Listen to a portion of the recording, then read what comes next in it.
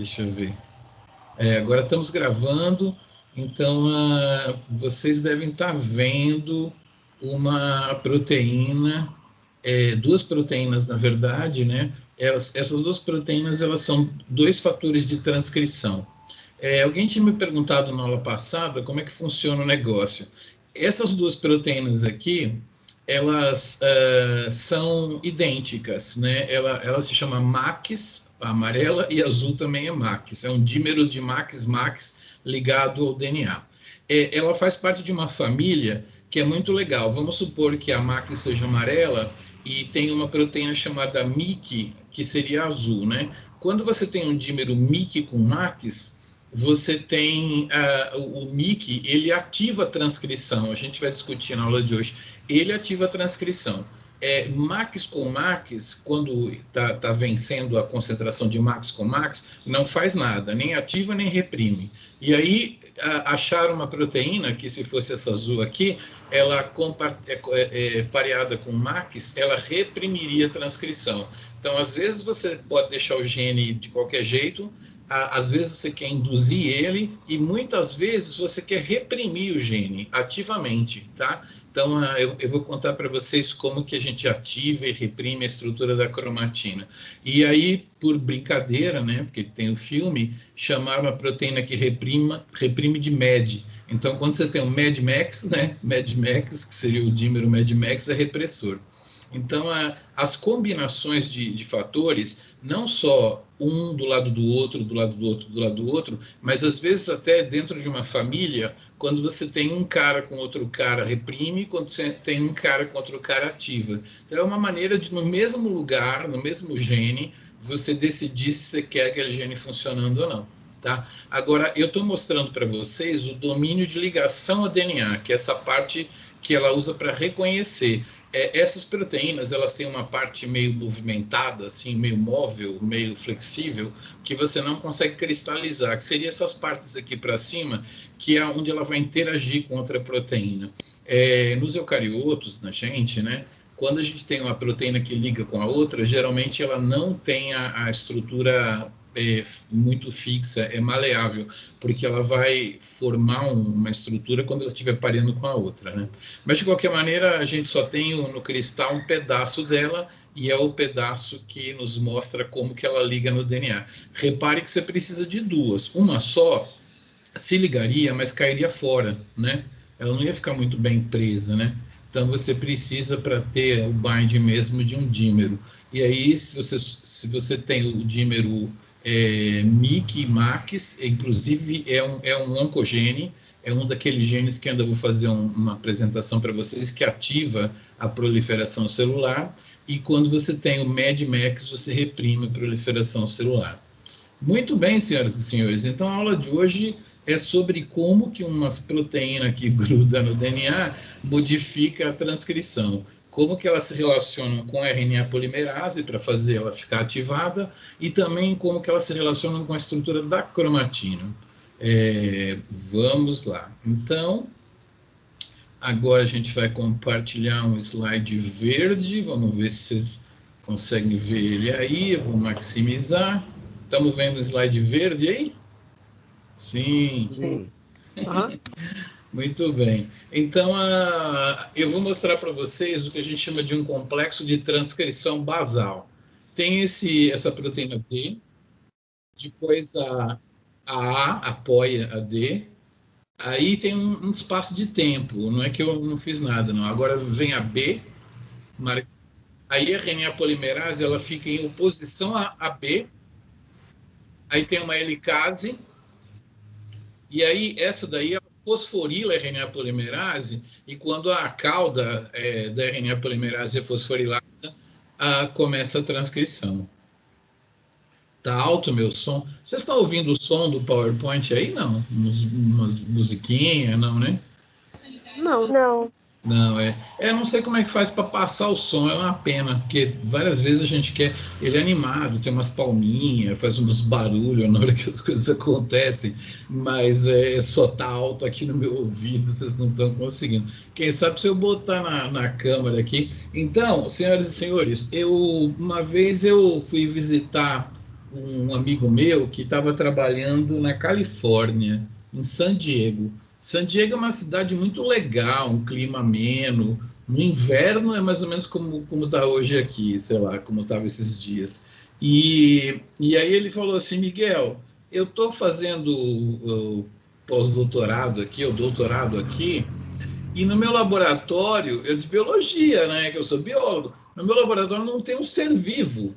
Você acredita? Não tem uma célula em cultura, não tem um camundongo, um coelho, não tem uma bactéria, não tem um vírus, não tem um ser vivo lá. Eu só trabalho com um material que está no freezer, que a galera que trabalhou antes de mim isolou, e a minha função é descobrir a ordem de montagem do complexo de transcrição da RNA polimerase 3, tá? RNA polimerase 3, ele fez esse trabalho, ele publicou numa revista mais famosa que tem, chamada Cell. A Nature é de manchetes, assim, mas a Cell é uma revista de biologia celular, assim, molecular, muito famosa, trabalhos grandes, bem complexos, e ele que caracterizou o complexo da RNA polimerase 3. Ele tinha frações purificadas envolvidas na transcrição no freezer, e ele tinha que achar a ordem de ligação. As frações eram marcadas com letras, né? Que era letra B, D, A, igualzinho essa galera que trabalhou aí com o complexo de transcrição da RNA polimerase 2. Depois eu vou mostrar um slide. A RNA polimerase 1, ela fica no nosso nucleolo, produzindo RNA ribossomal, né? O nucleolo é uma fonte de produção de RNA ribossomal. Vocês devem ter visto isso em citologia, né? Você forma RNA ribossomal lá no nucleolo. A RNA polimerase 2 é a que mais nos interessa, que é a que está envolvida na transcrição dos RNAs mensageiros, que vão da proteína. E a RNA polimerase 3, ela sintetiza uns pequenos RNAs que estão envolvidos no processamento do RNA, e a maioria dos transportadores, dos tRNAs, são produzidos por essa RNA polimerase 3. O complexo eu não vou falar para vocês, você encontraria ele no Biologia Molecular da Célula, eu acho, ou no Genes do Lewin. Mas assim, nos livros de bioquímica você geralmente não encontra os outros complexos, mas são muito parecidos.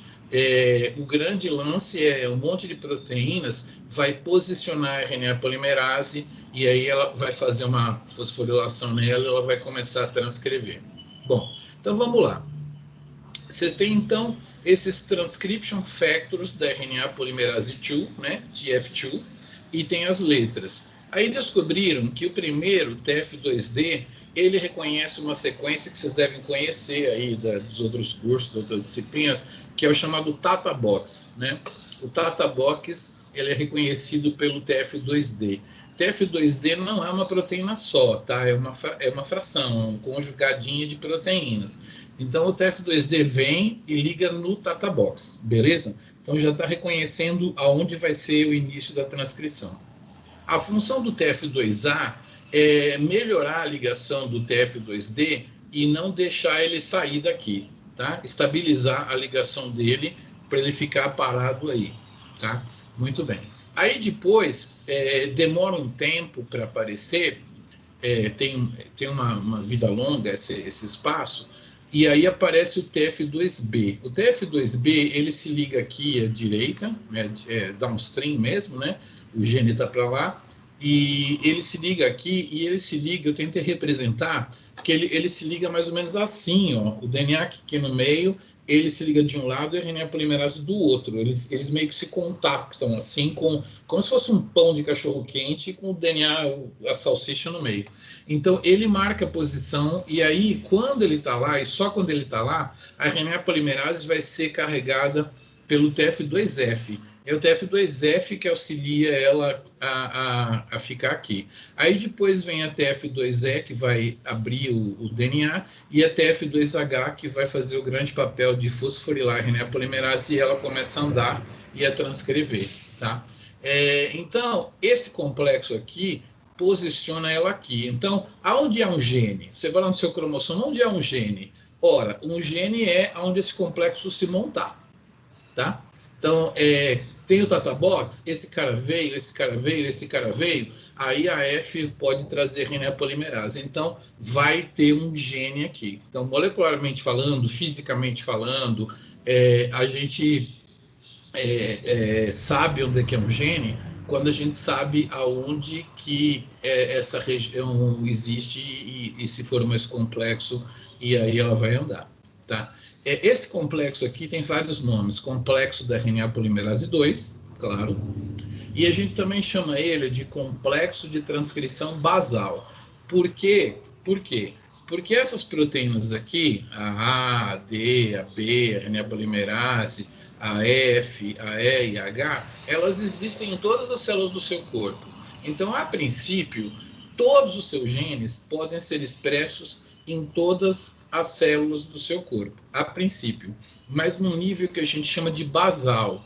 Basal seria um RNA por dia, entendeu? Assim, um nível bem pequenininho, porque elas vão se formando e aí elas vão exercendo a transcrição.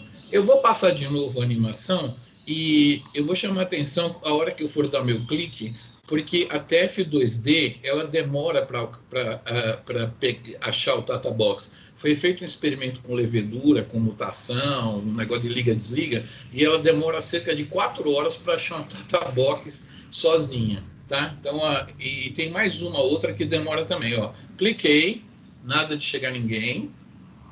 Vamos ver. Chegou a D. Então, a D é uma que demora para chegar. A A fixou ela lá. A outra que demora muito para chegar é a B, tá? Depois o resto já funciona. Vocês sabem, né? Se eu oferecesse um passeio para vocês para conhecer Copacabana e Leblon, né? Grátis, tudo grátis. Mas não podia ninguém se atrasar. Todo mundo tinha que se encontrar lá no UFMG para ir para esse passeio para conhecer Copacabana e Leblon, né? Vocês conhecem? Alguém conhece Copacabana? Eu não. Não, tá vendo? Então, viagem grátis para Copacabana e Leblon, mas ninguém pode se atrasar. Tem que sair o ônibus com todo mundo numa certa hora. Para quem que vocês iam ligar na turma de vocês para não se atrasar? Quem vocês acham que é as pessoas que mais podia se atrasar aí? Vai. Asmira. Tá vendo? Sempre tem um povo. Então, o que que acontece? Se você telefonar para essa pessoa, garantir que ela não vai se atrasar, aí a viagem toda vai acontecer. Inclusive, eu estou pertinho aqui, fica aqui para minha direita, Copacabana e Leblon, aqui, logo depois do Céu Azul, né? Eu ia levar vocês para lá. Copacabana e Leblon. Ninguém conhece? É isso aí. Céu Azul, eu estou aqui na Santa Amélia. Vai mais para lá, você está... Céu Azul, Copacabana e Leblon. Muito bem, senhoras e senhores. Então, vocês sabem isso da bioquímica também? Toda a via bioquímica depende da fase lenta, né? A fase lenta é que governa tudo. Então, TF2D e TF2B são os dois transcription factors da RNA polimerase 2, as duas moléculas do complexo de transcrição basal, que vale a pena você tentar acelerar. Esse aqui demora 4 horas, esse aqui nunca foi medido, mas demora muito. Então, se você conseguir transformar esse intervalo de 4 horas em um minuto, meio minuto, um segundo, 30 segundos, assim, você vai acelerar a montagem dele e vai acelerar a transcrição. Então, uma das armas para você fazer um gene funcionar é acelerar esse cara e esse cara. Beleza? Isso está entendido. Então, como que você faz para acelerar? Você tem na proximidade do Tata Box sítios de ligação dos transcription factors, né? A gente chama isso de promotor proximal. Não precisa saber esse nome, mas se você souber, é chique, tá? Promotor proximal é onde tem a montagem do complexo e os fatores de transcrição que ficam pertinho. Na aula passada a gente viu um homeodomain, né? Então, esse fator de transcrição chamado ultrabitórax, ele é da família homeodomain. Então, tem uma hélice, um turn e uma outra hélice, é o jeito de dobrar dele. O Mickey e o Max vocês viram agora, que é o básico, né? Helix, loop helix, que tem uma hélice, um loop e uma hélice, eles formam um dímero, né? Foz e Jun, eles não formam, não tem loop, é mais ou menos o zíper de leucina. Ele vem assim e vem para cá, e outro vem assim e vem para cá, sem fazer aquele joelho, né? É muito parecido, mas não tem o joelho. Esse ZIF 268, eu mostrei um desses na aula passada, é um zinc finger. Eu queria até mostrar um zinc finger para vocês, como é que ele fica no livro Passado a Ferro, porque não parece um dedo aquilo que eu mostrei na outra aula, mas ele tem que ter um zinco ali no meio para estabilizar.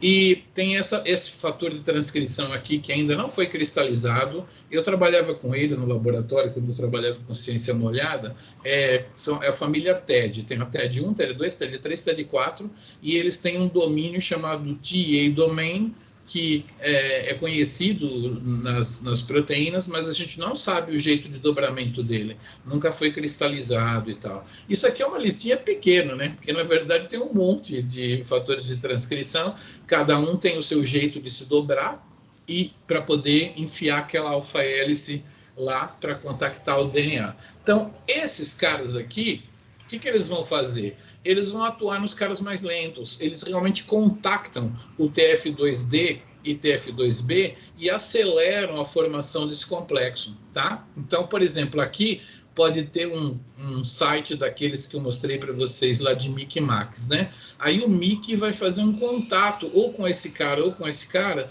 ajudando a posicionar eles, assim, catalisando a formação do complexo. Se você catalisar a formação do complexo, você não vai estar mais basal, você vai passar para a transcrição ativada, tá? Então, vocês entenderam a função do complexo basal, transcrição mínima, né? Ela se chama em inglês leak, quando está pingando, assim, quando está uma torneira leaking, né? Vazante, a gente traduz em português. É uma transcrição bobinha que aparece mesmo quando você não está querendo ativar o gene. Então, basal é um bom nome. E aí eles têm essa função de recrutar os fatores de transcrição gerais, que são aqueles do complexo da polimerase, e eles também recrutam coativadores e correpressores, tá? Aí eu vou falar do que é um coativador e o que é um correpressor. E eles têm o poder de remodelar a cromatina, que é empurrar os nucleossomos para lá e para cá, acetilar as estonas, desacetilar as estonas, metilar as estonas. Então, eles mexem com a estrutura da cromatina, mas eu não falei isso ainda. O que eu falei foi que eles têm função em contactar dois fatores de transcrição basal, que são quais? Quais são os fatores nos quais eles ajudam a posicionar? TF2, D e B. D e B, tá? Que são os mais lentos, justamente. Eles realmente fazem contato. Agora vocês estão vendo lá como é que a gente faz uma ativação. Ó, veio um fator de transcrição, veio um, veio outro. Pena que vocês não estão ouvindo os barulhinhos. Deixa eu ver se vocês conseguem ouvir aqui. Como será que fica o microfone da minha câmera? Talvez aqui, assim. Barulhinho. Né? Tá vendo? E eles ajudam a posicionar o complexo basal, olha lá. Aí fica tudo mais rápido, entendeu? Deu para ouvir alguma coisa aí? Deu não. Deu não. Acho que o microfone fica no meio. Não sei onde... Ah, o microfone está aqui, caramba. Agora vocês vão ter que ouvir. Meu microfone está aqui do lado.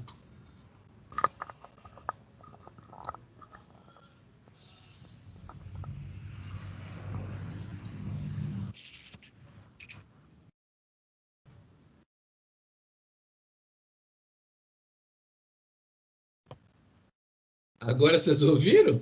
Não. Não, Também não. Muito baixo, né? Eu liguei, coloquei o fone no negócio.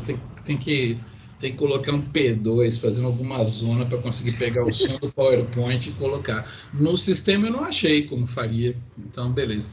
Então vocês entenderam? Esses fatores de transcrição que reconhecem o DNA, eles vão atuar num sinergismo e eles vão... a primeira coisa física mesmo, química, que eu estou contando para vocês, é o papel desses raios aqui, né? Eles vão posicionar os caras mais lentos e vão ajudar isso aqui a se formar rapidamente. Então, isso vai se formar várias vezes por minuto e vai transcrever, transcrever, transcrever. Agora eu vou relembrar vocês que na nossa cromatina a gente tem uns caras sentados em cima desse DNA. Então, vamos ver aqui. Eu apresentei para vocês as histonas, né?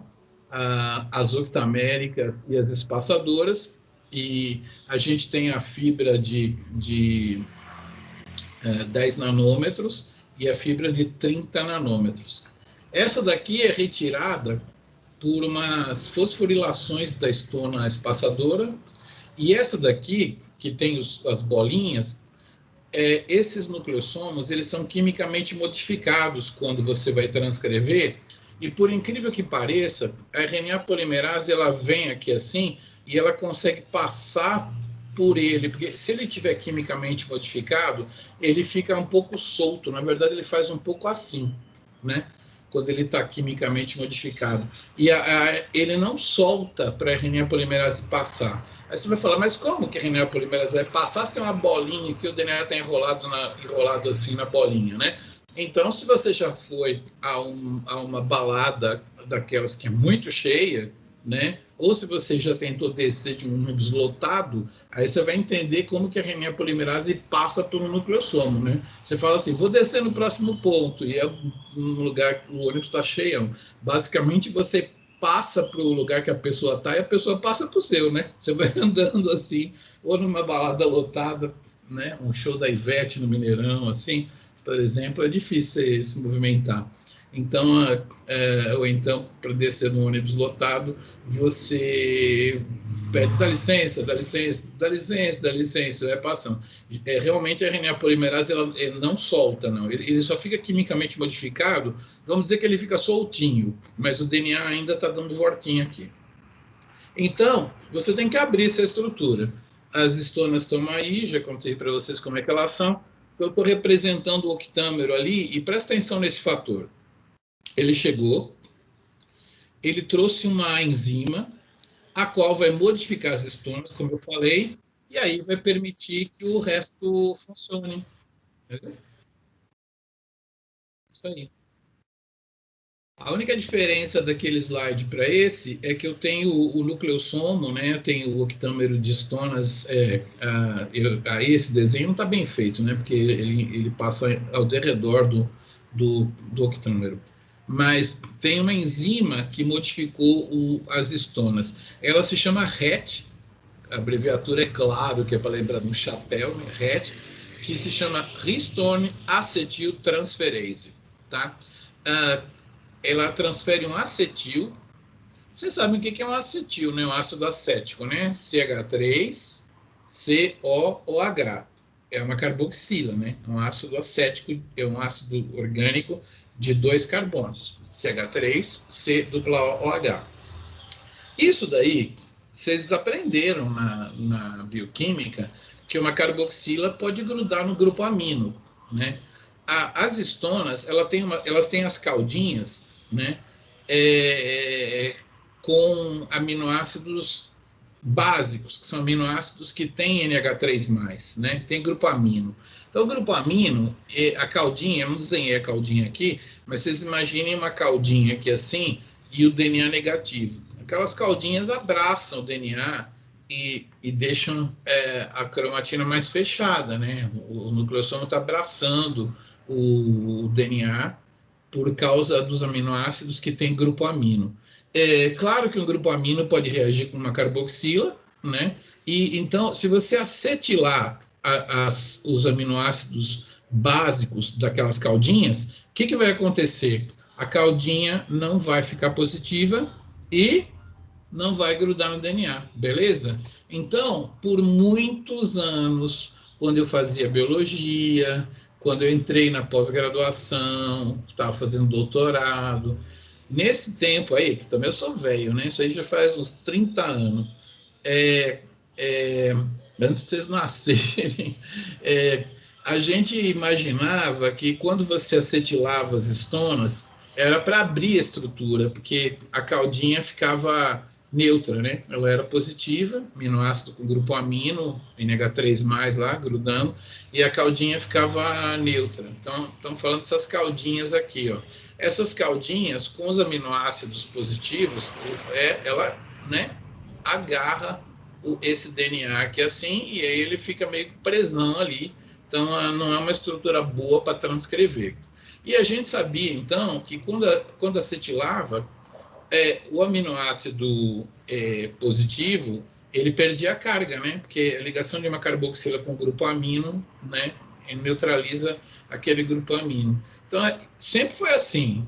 Inclusive, tem um professorinho aí, que quando fala dessa matéria e tal, vai falar que, olha, acetilação das estronas, então ela vai soltar o DNA, a cromatina vai ficar mais aberta, tá?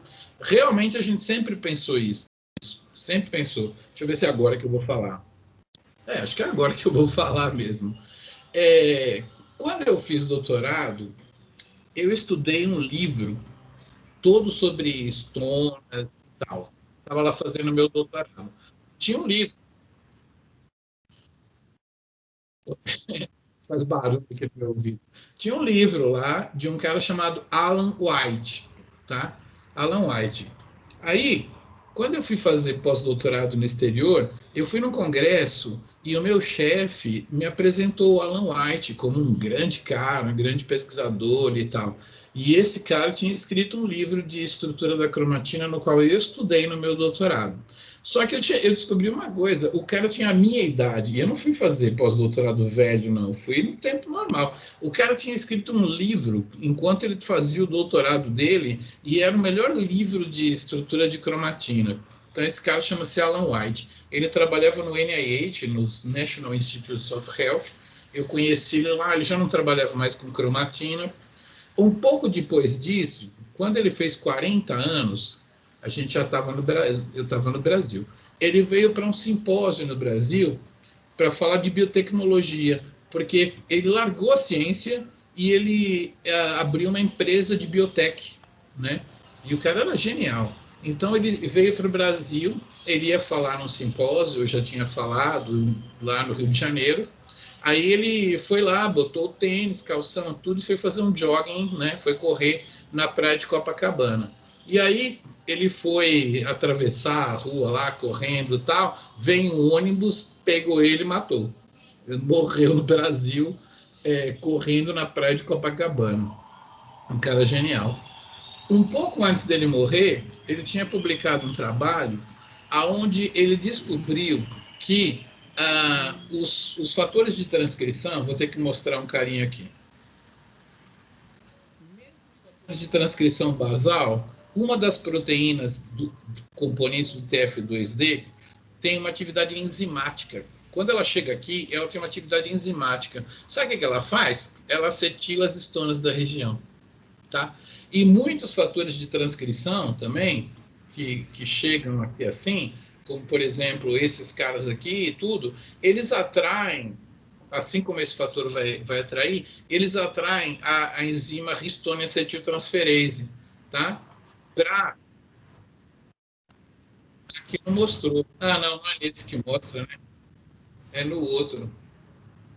É no outro. Nesse aqui mostra ele atraindo, tá vendo? Esse fator, ele vai grudar aqui e ele vai atrair a acetilação de estonas, tá? Então, toda essa região aqui que você quer que vá transcrever, ela tem a atividade de acetilação. E aí ele mostrou que, nesse paper também, esse era um paper da Nature, antes de morrer, claro, ele mostrou que quando a cauda das estonas está acetilada, né, existia já de conhecimento da biologia estrutural um domínio chamado bromodomain. Eu já tinha visto bromodomain, do trabalho de pessoas que trabalhavam com estrutura, um negócio chamado bromodomain, mas na verdade ninguém sabia o que o bromodomain fazia. Tinha um domínio lá. E aí ele descobriu nesse trabalho que o bromodomain serve para quê? Para quê? Para quê? Para ligar na cauda de DNA de estona acetilada. Então, senhoras e senhores, preparem-se para o susto. As proteínas que regulam transcrição, elas grudam no DNA? Grudam, mas juntamente com o DNA, elas também se associam com a cauda das estonas acetilada, tá? Então, a acetilação, sei lá, você passa lá na Savassi, de repente tem uns cavalos lá na Savassi. Um dia passei lá, a gente tá procurando uma balada, minha amiga falou, olha, deve ser sertanejo lá. Por quê? Porque tem os cavalos. Eu falei, não, né? Era a polícia, cavalaria, que estava lá para fazer policiamento de uma festa que estava tendo, né? Então, você consegue reconhecer que vai ter uma festa lá pelo aparato policial que tem do lado, né? Os cavalos da Savassi, eles estavam lá porque ia ter uma festa meio da pesada lá, dos vira e mexe que iam tocar lá.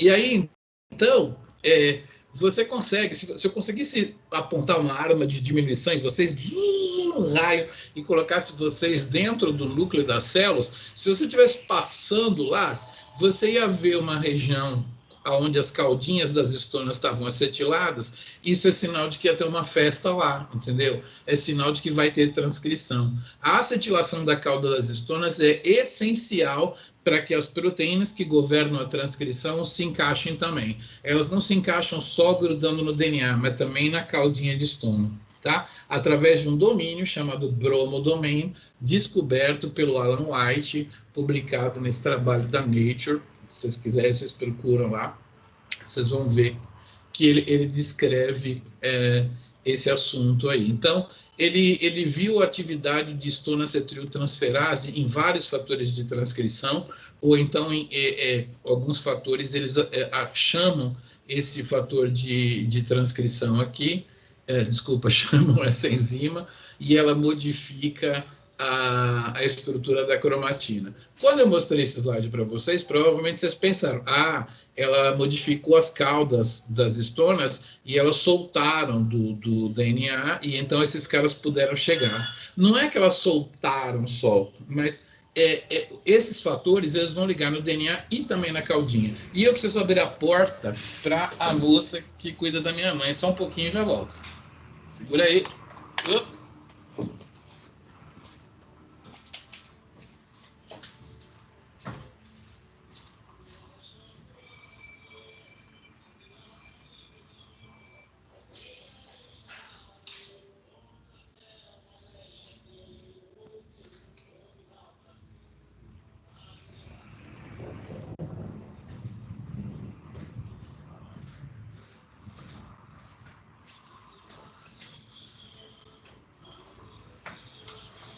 Muito bem. Deixa eu pôr aqui meus foninhos. Vocês continuam aí? Estão me ouvindo? Aham. Sim. Então tá bom. Então eu contei para vocês uma história muito maluca que as caudinhas de estonas elas criam um ambiente de facilitação para que a transcrição ocorra. Mas então, se as estonas estão ali grudadas no DNA, como é que esse primeiro cara chega? O problema do ovo e da galinha, né? Se a cromatina estava inacessível, como é que ele chegou?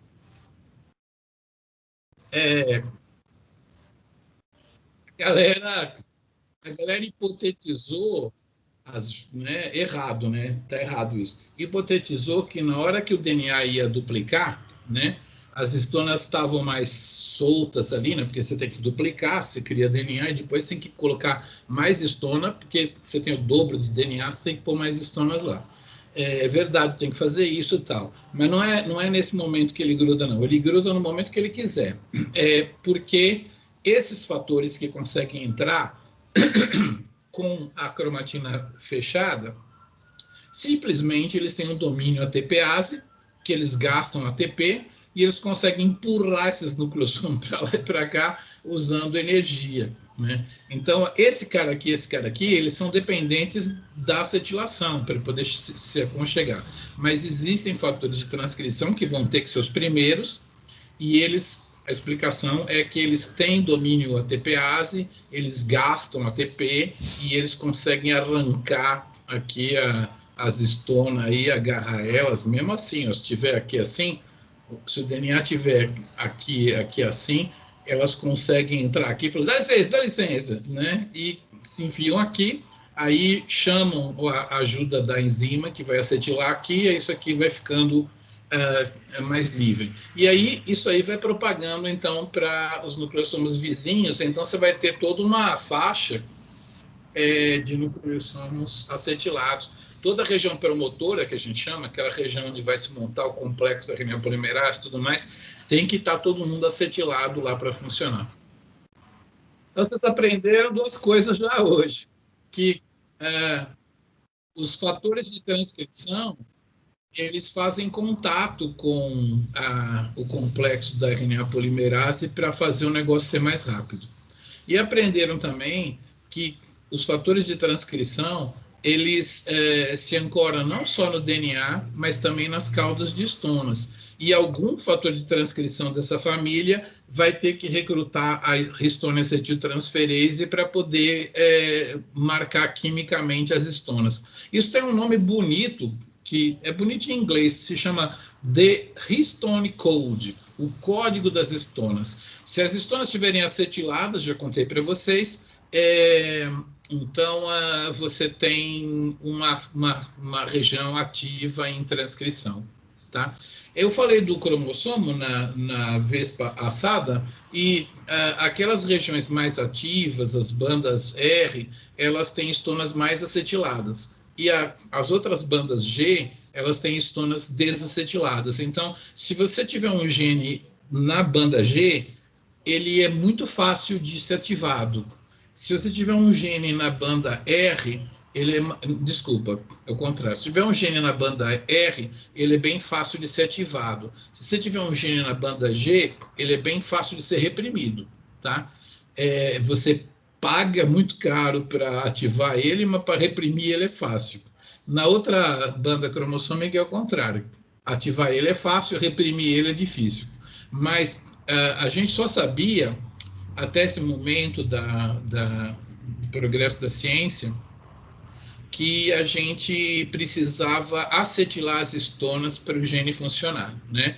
A gente já sabia há muito tempo que nas regiões de transcrição as estonas eram acetiladas. Com o trabalho do Alan White, a gente descobriu que os fatores de transcrição estão trazendo enzimas RET para a região, para poder acetilar as estonas, e também a gente descobriu pelo trabalho dele que as proteínas que vão ativar a transcrição grudam não só no DNA, mas na caudinha de estona também, através de um bromodomain, né? Você tem a estona acetilada, o bromodomain vem, e essas proteínas vêm para cá, certo? Alguma pergunta até agora? Porque nós já estamos falando só da acetilação das estonas aí, né? Professor, Sim. Você pode, não sei se dá muito trabalho, mas só falar por cima, assim, as etapas, assim, superficialmente, só para poder ficar mais claro? Tá. Bom, vou mostrar aqui. Então, nós começamos falando do complexo de transcrição basal, né? Existe em todas as células, funciona muito pouco, porque a TF2D e a TF2B não gostam de formar esse complexo. Aí depois a gente tem, com a ação dos fatores de transcrição, uma das funções dele é recrutar os fatores de transcrição basal, os gerais, né? Então, uma das funções desses caras aí, é montar o complexo, né? Atuar na montagem ali, principalmente no D e no B. Né? Então, isso aí é só proteína com DNA. Então, com a função dos fatores, né, que você vai ver aquela cruz assim lá, esses dois, você vai montar mais rapidamente o fator de transcrição. Por enquanto, não tem estona. Agora, conforme você tem empacotamento do DNA nesses nucleossomos, né, aí você vai precisar soltar eles para a RNA polimerase poder passar. Lembra que eles não vão sair na hora que a RNA polimerase passa. E também foi descoberto pelo Alan White e os outros que esses fatores de transcrição, a cruz e o roxinho, lá o vermelho, eles não se ligam só no DNA, eles também precisam se ancorar na cauda acetilada das estonas. Tá? Cauda de estona acetilada é um fator atrator para eles poderem ligar mesmo. Tá? Então, o papel da hiperacetilação é liberar um pouco o nucleossomo para a RNA polimerase conseguir passar, igual a gente vai no banheiro numa balada cheia, e ou desce do ônibus lotado. E então, além disso, a acetilação é um atrator para essas proteínas. Elas não se ligam só em DNA, ligam também na estona, tá? Para poder ter uma ligação forte. Foi o que eu falei até agora. Aí, a gente sempre estudou a proteína do retinoblastoma. A proteína do retinoblastoma é um anti-oncogene, ela segura a proliferação celular e aí, um certo dia, alguém descobriu que a proteína do retinoblastoma era um correpressor, tá? Essas duas proteínas aqui assim, que estão sendo mostradas aqui assim, elas, na verdade, recrutam uma RAT para poder ativar a transcrição. Mas logo que a célula se divide em duas, né, a proteína do retinoblastoma, ela vem aqui nessa duplinha de fatores aqui e ela atrai para essa região uma histone deacetilase. Então, a proteína do retinoblastoma, ela tem uma função em bloquear a divisão celular, atraindo uma desacetilase. Então, por esse trabalho, a gente ficou sabendo que a célula não só ativa a transcrição acetilando, mas quando a célula não pode dividir, a célula ela retira as estonas. Então, acetilação, do bem. Desacetilação é do mal, entendeu? Então a gente ficou descobrindo que a desacetilação tinha um papel. Foi por causa desse controle de câncer, a função desse anti-oncogene, ele desliga os genes de divisão celular e tal. Vou mostrar para vocês depois no final da aula ele funcionando. Muito bem. Então, alguma pergunta? Muito bem. Que engraçado. Já esse slide? Eu vou passar para a desacetilação, depois eu volto lá. A desacetilação, então, ela funciona reprimindo a estrutura da cromatina. Ó. Esse fator de transcrição chamado E2F, na verdade, ele ativa os genes de divisão, mas quando a proteína do RB vem, ela atrai uma histone deacetilase, a abreviatura a gente costuma falar RADAC, ela pronúncia de HDAC, RADAC, as estonas desacetilases, elas fazem a cromatina voltar para o estado reprimido. A cauda de estonas não estando acetilada, né, porque essa enzima desacetilou, a caudinha fica positiva de novo, ela abraça o DNA, né, a RNA polimerase não consegue mais descer do ônibus, né, e também as proteínas que iam se ligar no DNA e na caudinha acetilada não tem mais esse atrator, tá? Então, esse é fácil de entender, porque a acetilação faz uma coisa, a desacetilação faz voltar a outro estado. Mas a gente não sabia que era super importante. Nesse controle do câncer e tal, a gente ficou sabendo que a proteína RB, a função dela na célula é ligar nesse cara aqui e catalisar a volta ao estado reprimido. Tá? Então, quando esse fator está sem RB, ele atrai uma RET e acetila tudo. Né? Isso é bem estudado. Esse se chama E2F. ele é importante na proliferação celular. Eu vou mostrar para vocês ele já já. E a proteína RB, ela transforma um cara que é ativador de proliferação em repressor de proliferação. Tá? Ela é muito importante para a sua célula não sair se dividindo e não causar um câncer. Tá? Então, ela é um anti-oncogene, ela reprime os genes de proliferação celular. Como que ela reprime? Ficou claro depois do mecanismo que é atraindo uma histona deacetylase.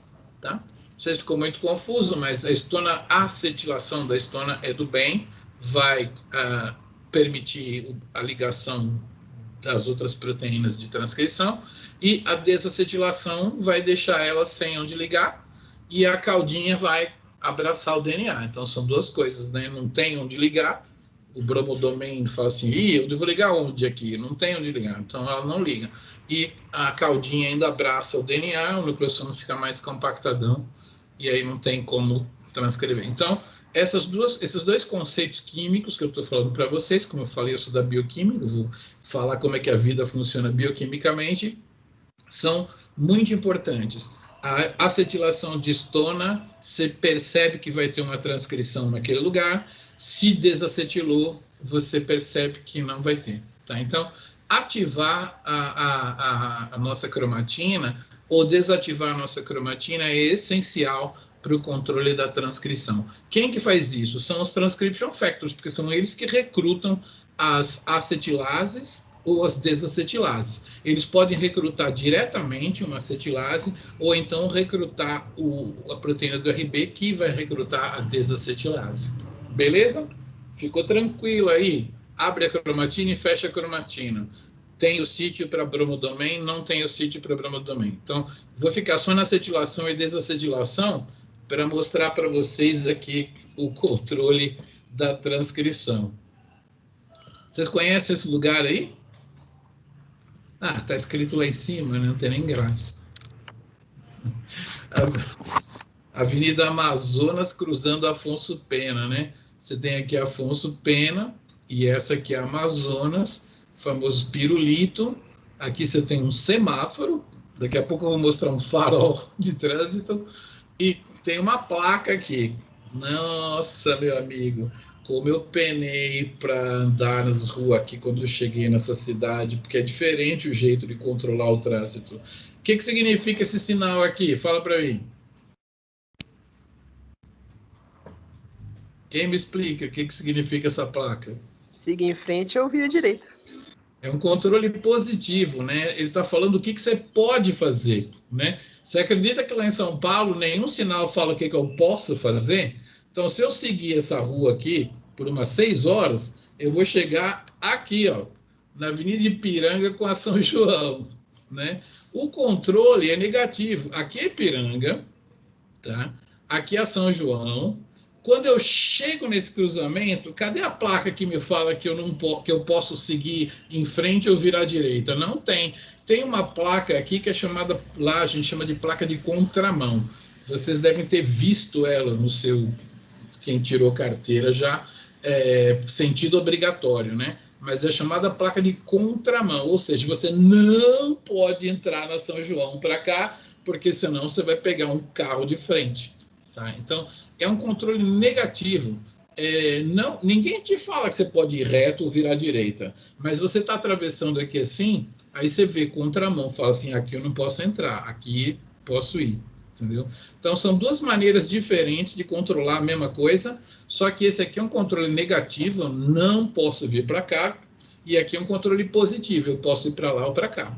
Tá? São duas opções. Geralmente, esse controle que eu vou mostrar para vocês, ele é efetivamente positivo, esse que eu estou mostrando para vocês. Nas bactérias, que a gente vai ver na próxima aula, a gente tem um DNA totalmente exposto, tá? Então, praticamente todo gene pode transcrever, mas se tiver um elefante sentado em cima do comecinho do gene, né, você vai estar exercendo um controle negativo, tipo assim, não pode entrar aqui à esquerda, controle negativo, o resto pode tudo. A bactéria é mais ou menos assim, esses genes não pode, os outros pode tudo, tá? Nos nossos eucariotos, a gente faz um controle positivo para arrancar aquele gene do interior da cromatina, ativar a ligação das proteínas de bromodomain nas caudinhas, né? Então a gente faz uma força para apontar o gene que a gente quer que esteja ativo. O resto fica inativo lá, tá? E é claro que existe também um controle para desfazer o positivo. Se você acetilou para tornar ele positivo, você tem que devolver ele para o negativo, né? Você tem que desacetilar. Então, são coisas que eu chamo a atenção de vocês com esses 2 slides, para vocês compararem a aula de hoje com a próxima aula. A gente tem que usar um controle positivo, porque presta atenção nessa coisa aqui, né? A gente precisa fosforilar as estonas do espaçador, para tirar elas de lá. Na verdade, não é fosforilar, não. Tem que marcar elas para morrer. Você põe um sinalzinho lá nelas e elas são degradadas. Então, a gente abre a estrutura para cá e a gente acetila essas bolinhas para elas poderem deixar a RNA polimerase passar, né? Então, a gente tem que atuar positivamente. Vamos dizer, eu tenho um gene aqui, eu tenho que fazer alguma coisa acontecer aqui positivamente. E o resto não me preocupa, né? Enquanto que numa bactéria, aí eu vou ter que me preocupar de trancar um gene, né? Eu vou ter que colocar uma proteína numa região que vocês vão aprender comigo, que chama operador. Já deve ter visto no Operonlac. Então, são abordagens bem diferentes, né? Bom, já mostrei acetilação e desacetilação. Vamos fazer uma pausa, tomar uma Coca-Cola.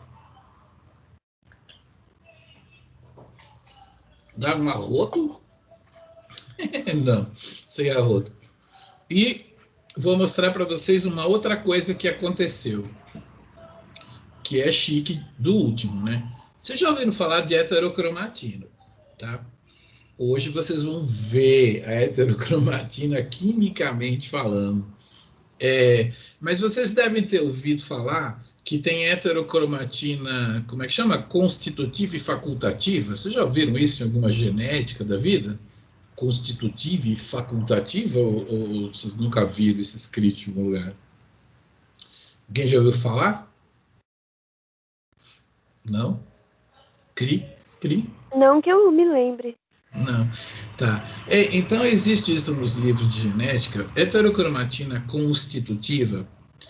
É assim, se você já jogou vôlei profissionalmente, você sabe que você vai ter um tênis te protegendo, vai ter uma cotoveleira, uma joelheira, né? Para você se jogar no chão ali com toda a ênfase e tal, né? Então, o cromossomo, ele tem 2 regiões ali de proteção.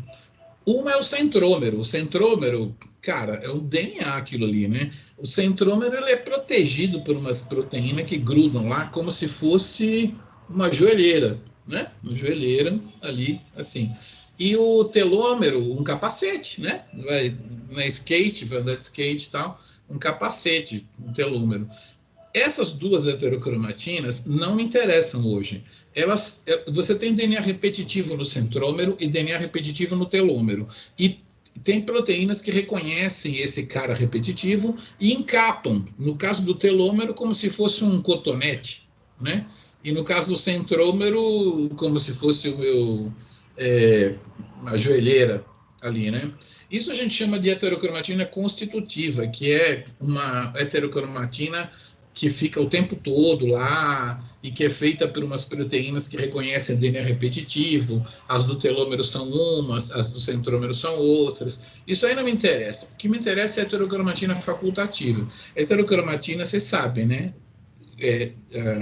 A cromatina desligada, né? Então, vamos mostrar para vocês a heterocromatina nessas regiões aqui que eu estou mostrando aqui, onde tem os genes, onde você acetila, desacetila. Tem um trabalho muito legal de Arabidopsis thaliana. E eu chamo a atenção para esse trabalho, pena que não vou pedir para vocês lerem, mas eu posso até mandar para vocês, se vocês tiverem curiosidade. Existe muita participação de genética nessa coisa de descobrir a biologia molecular e tal. Então, um trabalho que ficou muito famoso, foi um trabalho com um mutante chamado, meu Deus do céu, chamado Superman. Superman. Eu tenho uma foto aqui, daqui a pouco eu mostro uma foto da Arabidopsis thaliana, mas vocês podem colocar aí no Google. É uma florzinha de mostarda, uma florzinha, né? Tem ali o órgão masculino, feminino, ali assim e tal. E aí eles tinham um mutante que se chamava Superman. Por que chamava Superman? Cientista não ganha muito assim, ganha bem, mas não muito, mas se diverte. Por que chamava Superman? Porque os órgãos masculinos eram enormes, assim, tipo a florzinha assim, o órgão masculino desse tamanho ali. Como é que chama o órgão masculino? É o pistilo, o estame? Quem sabe aí? Quem que é bom de botânica? Acho que é o órgão masculino, que tem o pólen masculino lá da Androceu. Androceu. Androceu. Beleza. Eles são enormes nesse mutante. É um mutante chamado Superman.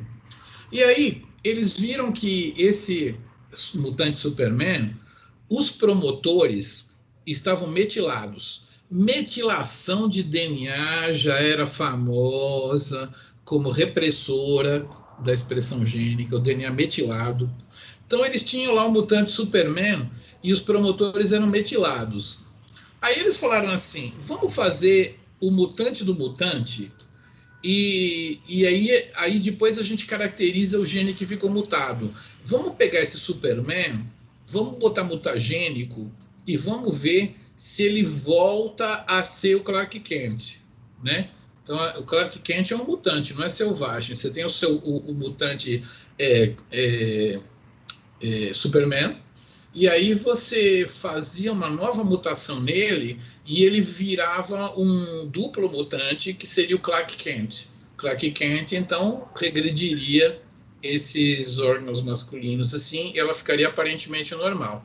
E aí o que eles estavam a fim? De analisar qual gene teria sido mutado, né? E esse gene ia se chamar Kryptonita, né?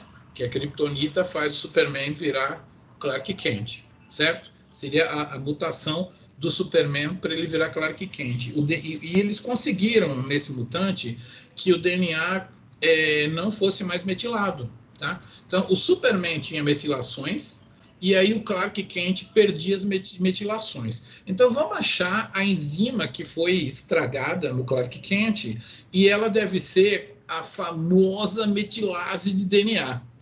Você acredita, que esses caras, num único paper, eles fizeram isso, eles acharam o gene da Kryptonita.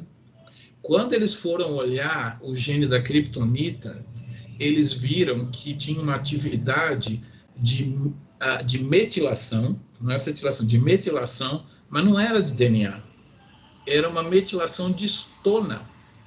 E aí eles descobriram, no mesmo paper, que quando você metila histona, você recruta uma enzima que metila o DNA. Mas a metilase de DNA não era kryptonita. A kryptonita mesmo era uma metilase de histona. Então eles publicaram um paper dizendo, gente, histonas são metiladas e metilação de histonas é do mal. Não bastasse isso, nas últimas duas figuras do paper, eles conseguem ver que quando a histona está metilada, vem uma proteína e gruda nela. Já era famosa essa proteína, já tinha nome, gente. Vai grudar, vocês vão ver na minha animação, ela vai grudar na histona metilada. Essa proteína aqui é a proteína mais famosa da heterocromatina. Ela se chama Heterochromatin Protein 1, HP1. Então eles viram como que a heterocromatina é formada, meus amigos. Você recruta uma metilase de histona, a HP1 chega lá, transforma isso em heterocromatina e ela recruta uma metilase de DNA, metilando o DNA e impedindo que novos fatores de transcrição se liguem. Então, eu contei a história da acetilação do bem, desacetilação do mal. Agora eu vou contar uma história um pouco mais complexa, que é a metilação de cromatina. A metilação de cromatina transforma a cromatina numa heterocromatina. Vamos ver isso aqui, ó. Olha, o RB faz isso também. Você recruta, né? Recruta uma desacetilase de estona primeiro. Porque o mesmo lugar que você desacetila, você vai metilar, tá? Aí, eu acho que eu tenho que clicar mais uma vez. Eu desacetilei a posição K-lisina, né? A lisina 9 da estona H3. Eu desacetilei. E aí a metilação dela causa a metilação no DNA. Quer ver o que vai acontecer? A metilase de estonas vai metilar a estona H3, aí a proteína HP1 chega, né? E ela recruta a metilase de DNA. E aí o DNA é reprimido, tá? Muito bem. Então, é assim que a gente faz para fechar mais definitivamente um gene. Um gene, por exemplo, não pode funcionar no fígado, não pode funcionar no cérebro, não pode funcionar no pâncreas. Ele vai sofrer esse tipo de regulação. A metilase de estonas vai metilar as estonas, o que vai recrutar essa proteína HP1, que encapa isso, formando uma heterocromatina, e ainda recruta uma metilase de DNA, e, é claro, metilando o DNA impede que as proteínas que precisam ligar no DNA liguem, tá? Então, é um trabalho maravilhoso feito com o mutante Kryptonita, e descobriram tudo isso num trabalho só, e logo depois foi visto que a proteína do retinoblastoma faz mesmíssima coisa, mas para o final do ano saiu um paper, a proteína do retinoblastoma também recruta uma metilase de estonas, HP1 heterocromatiniza e tal, tá bom? Então, senhoras e senhores, a minha promessa era contar para vocês como que a vida funciona quimicamente, né? E eu estou contando aí como é que uma heterocromatina se forma, tá? Então, é claro que tem vários fatores de transcrição que vão recrutar correpressores, que vão recrutar metilases e tudo mais, mas o mecanismo geral de você fechar bastante uma cromatina é esse aí. Você transforma ela em heterocromatina através da metilação de estonas. Tá? Então, vocês aprenderam hoje 3 modificações químicas: acetilação, desacetilação, e por acaso, no mesmo lugar que você desacetila, você metila, e aí atrai HP1 e atrai metilase de DNA. Isso é uma repressão bem da bacana. Você sabe que eu não sei até hoje se existe uma desmetilase de estona? Eu acho que não existe. Quando o gene replica, ele troca essas estonas velhas por umas novas. Mas existe um antídoto. Se você fosforilar o nucleotídeo serina 10, seria mais ou menos aqui, né? Você fosforilando a serina 10, tá metilado, né? É do mal pra caramba. Essa proteína vai vir aqui e vai heterocromatinizar. Mas se você fosforilar o resíduo 10, que é uma serina, você solta HP1 e a cromatina volta a funcionar, tá? Então, o antídoto para metilação é a fosforilação do resíduo seguinte. Eu não conheço, faz tempo que eu não leio sobre isso, mas eu não conheço uma desmetilase. Pode ser que exista, mas há muito tempo que eu não estudo isso, mas quando eu estudava, o jeito de você abrir a estrutura da cromatina, eu vou formar um câncer, agora eu preciso ressuscitar esse gene. Então, eu fosforilo ali do lado e ele ressuscita, tá?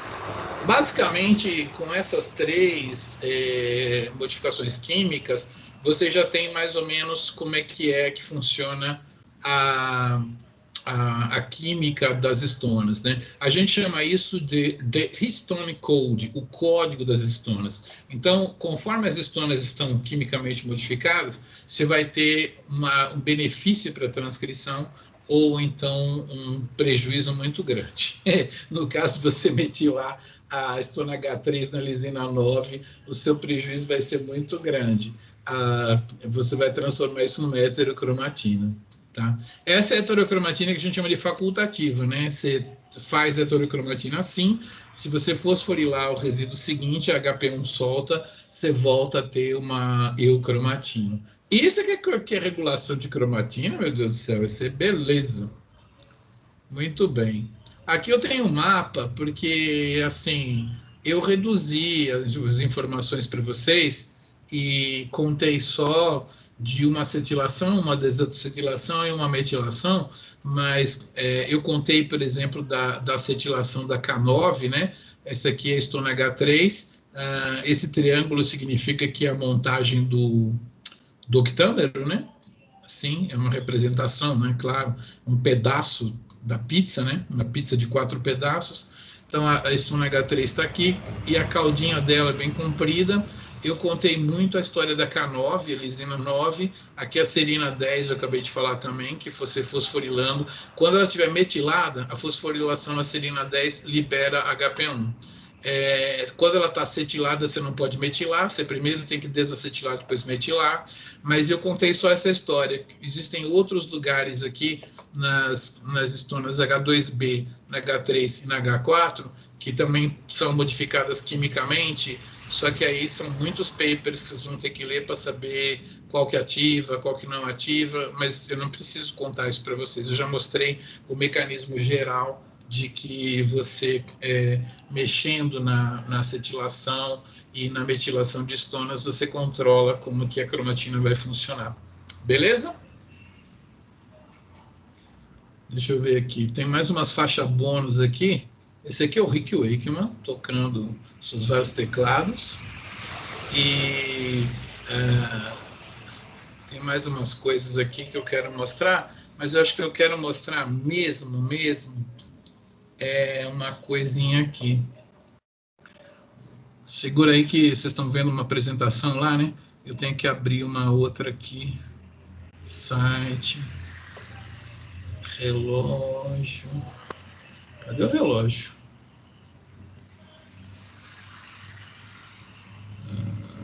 Nossa. Eu não posso demorar para achar, porque senão vocês vão sumir aí. Cadê o número 3? Receptor de PDGF. Relógio. Eu vou dar uma palhinha para vocês aqui de essas coisas que eu falei, controlando a transcrição.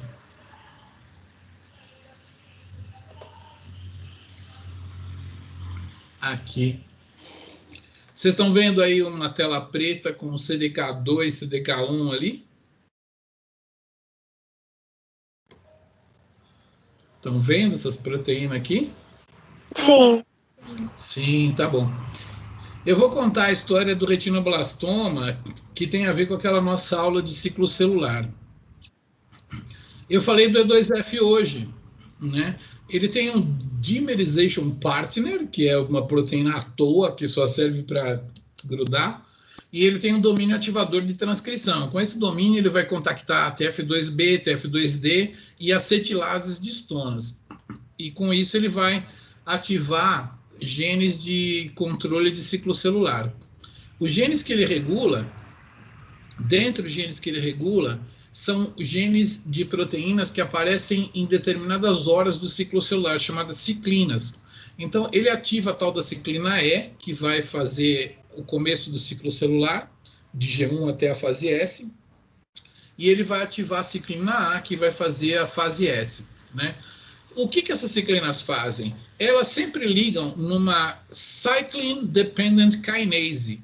Uma dessas quinases aí, elas vão se ligar numa ciclina, e a ciclina vai ativar a cyclin dependent kinase, que vai fosforilar coisas e vai ativar coisas. Mas antes de eu mostrar a ciclina E e a ciclina A funcionando, quando você divide a célula, em 1 minuto depois que você dividiu em duas a célula, aparece então uma coisa, né? Tem a mitose, acontece uma desfosforilação da proteína do retinoblastoma. Essa é a proteína que causa o câncer, retinoblastoma, e ela está fosforilada durante a mitose. Quando ela é desfosforilada, demora 1 minuto para isso acontecer, depois da mitose, ela reprime o domínio ativador desses genes, né? E como que ela reprime? Ela atrai uma desacetilase, ela vai atrair com isso uma metilase de histona H3, e aí a HP1 vai grudar e isso vai virar heterocromatina. Então, logo que você se dividiu, a célula dividiu, né? A proteína do retinoblastoma tem essa função, tá? Reprimir esses genes.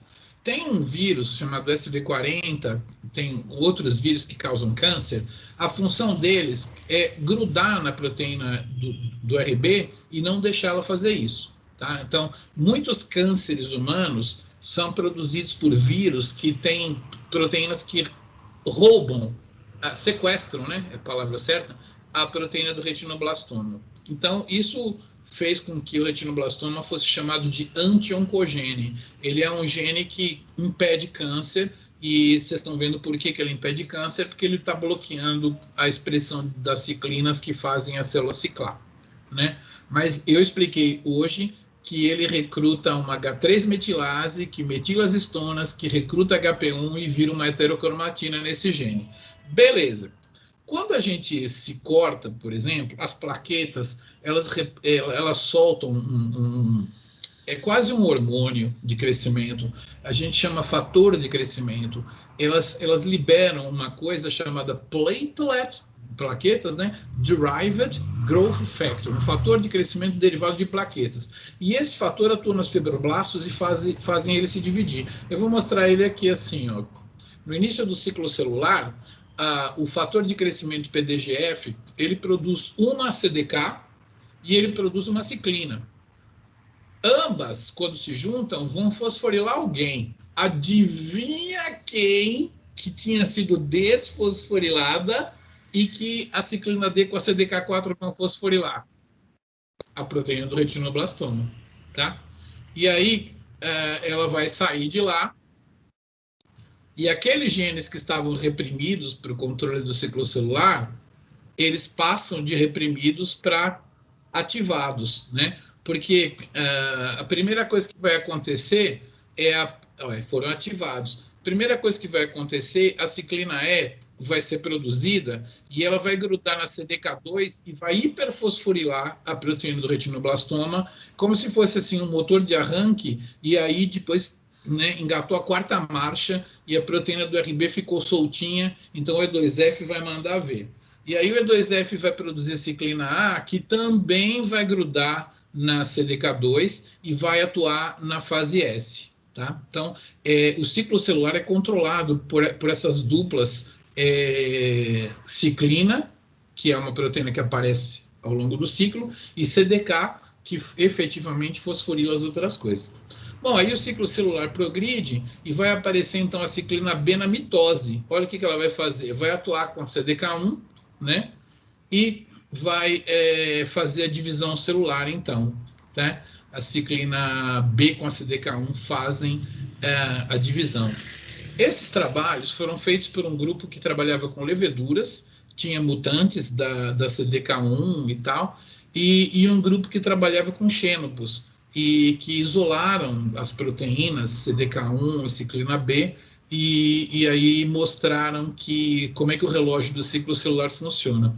Eu costumo dizer isso, que assim, muita gente pediu dinheiro para trabalhar com lesão em DNA, com oncogenes, para tentar entender o câncer. E quem entendeu mesmo o câncer e está permitindo fazer remédios modernos e tal, foram os caras que trabalharam com levedura e com RAM, tá? Então, assim, nunca deixem alguém menosprezar a ciência básica. Ah, vocês deviam estar produzindo tecnologia na universidade. Não, com a ciência básica que a gente avança no conhecimento. Então, o câncer hoje está sendo trabalhado, tem inibidores sendo feitos para CDK2, CDK1, CDK4 e tudo mais, porque as pessoas estudaram isso com leveduras e com rãs, tá? Nem tinha nenhum tumor no laboratório deles. E eles acabaram entendendo como é que funcionava o relógio. Aí eu mostrei para vocês que quando você tem uma lesão em DNA, aparece uma proteína P53 que ativa uma P21, cuja função é bloquear os complexos ciclina-CDK, né? Então a gente entende que a P53 e a RB são duas proteínas chaves em controlar negativamente a proliferação celular. a RB naturalmente, né, porque ela faz parte do ciclo celular, essa fosforila de fosforila, e a P53, como tem lesão em DNA, ela aparece e bloqueia as ciclinas e CDKs, né. Então, eu gosto muito de contar como funciona a RB, como funciona a P53, vocês podem dar uma olhadinha na outra aula gravada que tem lá, porque é ciência básica da mais pura possível. É claro que a ciência básica formou os profissionais que podem estar hoje trabalhando numa empresa de biotech, né? É o primeiro produto, mas ela produz o conhecimento avançado. A gente só sabe como combater câncer por causa de uma levedura e de um xenopus, que é o marram, né? Isso me impressiona muito e eu quero passar essa historinha para vocês. Então, eu também fiz essa apresentação muito para contar que logo depois daquele trabalho com Arabidopsis, o Superman, o Clark Kent, a Kryptonita, saiu esse trabalho com a proteína do retinoblastoma, mostrando que ela também recrutava uma desacetilase, uma metilase e heterocromatinizava esses genes aí muito importantes para a proliferação celular, os genes da ciclina, entre outros, né? Então, hoje eu passei um pouco mais além do que o conteúdo que é dado em biologia molecular, tá? Eu fui lá dentro do biologia molecular da célula, a literatura mais avançada, para trazer vocês para a regulação da transcrição em eucariotos, e aproveitei e fiz uma conexão aqui com a minha aula de reparo de DNA, contando como que funciona as ciclinas e CDKs, um breve mostra disso daí. É claro que eu precisaria de um curso de bacharelado para ensinar tudo sobre isso aqui que eu falei para vocês hoje, mas um dia até ofereço aí para vocês uma disciplina dessas avançada para a gente entender o controle do ciclo celular, os vírus que causam câncer e etc. e tal, mas basicamente vocês já deram uma olhadinha na proteína do retinoblastoma aí, né? Alguma pergunta? Professor, o que a CDK1 faz mesmo? Então, a CDK1, ela nem é chamada de CDK1, Cyclin Dependent Kinase, né? Ela é aquela que vai atuar junto com a ciclina B na mitose, tá? Ela vai controlar a formação do fuso, anáfase e tudo mais, né? Ela vai fosforilar as coisas que precisam ser fosforiladas para a célula fazer a mitose, tá? Então, quando ela some, a célula acaba a mitose. Então, ela é a controladora da mitose. Essa ciclina aí, CDK1, ela é chamada de CDC2 ou de CDC28, que são o nome dos mutantes de levedura. Ele trabalhava com a Saccharomyces cerevisiae e a Schizosaccharomyces pombe, essas duas leveduras. E ele tinha dois mutantes, CDC2 da cerevisiae e CDC28 da pombe.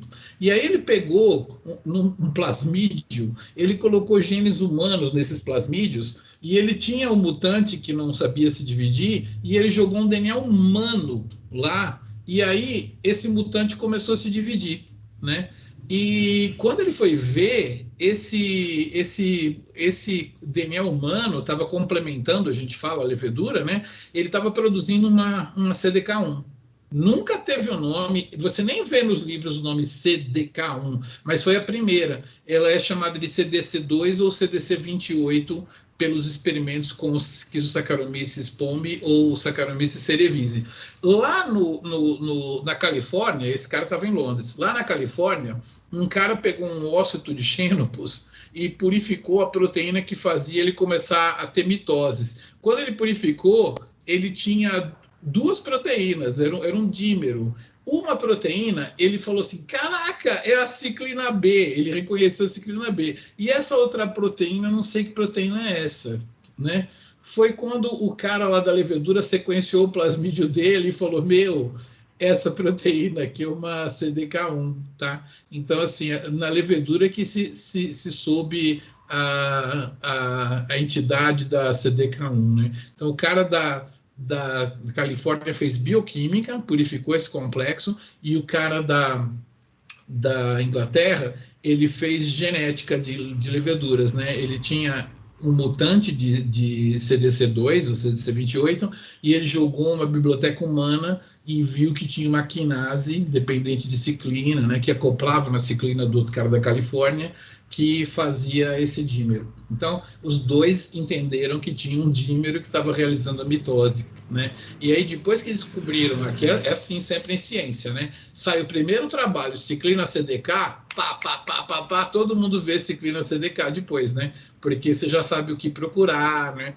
Aí viram que tinha essa daqui que fazia o início do ciclo, depois essa aqui que fazia a fase S, tá? E aí foi criado o relógio. Logo depois, o pessoal viu que a proteína P53 induzia uma P21, e o que será que essa aí faz? Ela bloqueava, então, as ciclinas e CDKs, né? Então, foi aí que esse quadro que eu resumo para vocês é um quadro de uns 5 anos de ciência, a galera descobrindo coisas, né? É muito interessante quando você acompanha, né? Que eu sou mais velho, então eu acompanhei esses papers aparecendo, né?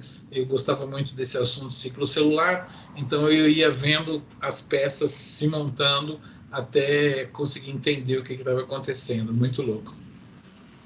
Ok, gente. Teletubbies agora? Vamos parar a nossa gravação aqui. Tá na hora? Tá, né? Ou tem mais aula? Esqueci. Até que horas vai nossa aula hoje? 8h40, se eu não me engano. 8h40. 8h40. Ah, é verdade. Aqui vai até 10 horas, é terça-feira. 8h40. Então, a gente tem aqui 20h32. Para não complicar os assuntos, eu vou encerrando aqui essa aula aqui, que foi uma aula de como a transcrição ocorre nos eucariotos, né? Vocês aprenderam o que é um fator de transcrição, o que é um complexo de transcrição basal, quais são as moléculas do complexo de transcrição basal que vale a pena você acelerar, a D e a B, o que elas fazem, né? Uma liga no tatabox, a outra posiciona a RNA polimerase para entrar, e a gente falou que as histonas não estão lá só para soltar DNA e grudar DNA, elas estão lá para atrair outras proteínas, tá? Então existe o famoso histone code, o código das histonas, que vai te falar se uma região da cromatina é para ser transcrita ou não. E aí vocês aprenderam, então, que a gente precisa fazer uma força muito grande para abrir a estrutura da cromatina, ancorar a ligação dessas proteínas através da modificação das histonas. Então, a gente vai operar mais com um controle positivo, né? Tipo assim, você vai viajar, sei lá, o pessoal fala assim, pode fazer tudo que você quiser. Não, na verdade não. Não deixe de visitar tal lugar, tal lugar, tal lugar. Então é um controle positivo, né? Então aí alguém fala assim, você pode fazer tudo que você quiser, mas não vai nadar muito longe no lago lá. Então é um controle negativo, né? Então essas duas abordagens de controle positivo e negativo, vocês vão notar na próxima aula que os procariotos, como eles não têm cromatina, a tendência é tudo ser livre, né? Transcrever tudo. Então, quando você não quer gastar energia com a metabolização da lactose, você cria um jeito de reprimir isso aí. Então, os repressores vão ser muito importantes no procarioto. E no eucarioto, vocês viram lá o RB reprimindo o E2F. Você tanto precisa ativar, abrir a estrutura da cromatina e tal, quanto fechar também, né? Então, porque existem muitos genes. Por que um cérebro é cérebro e não é músculo? Não é só porque ele tem genes que funcionam no cérebro, mas porque eles têm genes que são desligados para que ele seja cérebro e não fique entre eu sou um cérebro ou sou um músculo, eu sou um cérebro ou sou um músculo, né? Então, a repressão gênica é muito importante e ela é feita de uma maneira muito sofisticada nos eucariotos, né? Que eu mostrei para vocês o RB funcionando e tudo mais, né? Então, a desacetilação de histonas, a metilação de histonas, HP1, heterocromatina e tal, né? Então, hoje foi um tour que eu tinha prometido. Como é que a vida funciona? Vocês estão vendo aí como é que liga um gene e como é que desliga. E vocês estão vendo quimicamente, por isso que eu sou da bioquímica, né? Acetilações, metilações, blá, blá, blá. Então, diferente do que seria uma aula de genética, na bioquímica a gente tem que mostrar átomo por átomo por que o negócio funciona. O que eu vou contar para o meu aluno de ensino médio ou de ensino fundamental? Aí é com vocês, né? Mas eu preciso que vocês saibam mais do que o necessário para que vocês realmente dominem o negócio, para se um dia você quiser simplificar, falar assim, a RNA polimerase liga no promotor e o gene ativado. Beleza. Mas se alguém te fizer uma pergunta, mas espera aí, como é que ela faz? Aí você já vai saber como que o negócio funciona mesmo, né? Infelizmente, como exige muita abstração, a gente só tem um jeito de fazer um biólogo entender como é que o negócio funciona. É ensinando de verdade como é que funciona, né? Ah, como é que funciona o câncer? Pá, né? Para vocês depois poderem um dia simplificar para os seus estudantes. E se vocês quiserem trabalhar com isso, né? Eu já passei por alguns assuntos muito legais que cada um dá para fazer um mestrado separado, né? São assuntos muito legais que a gente está passando aqui nesse curso de Biomon. Então, essa semana foi do DNA transcrevendo, né?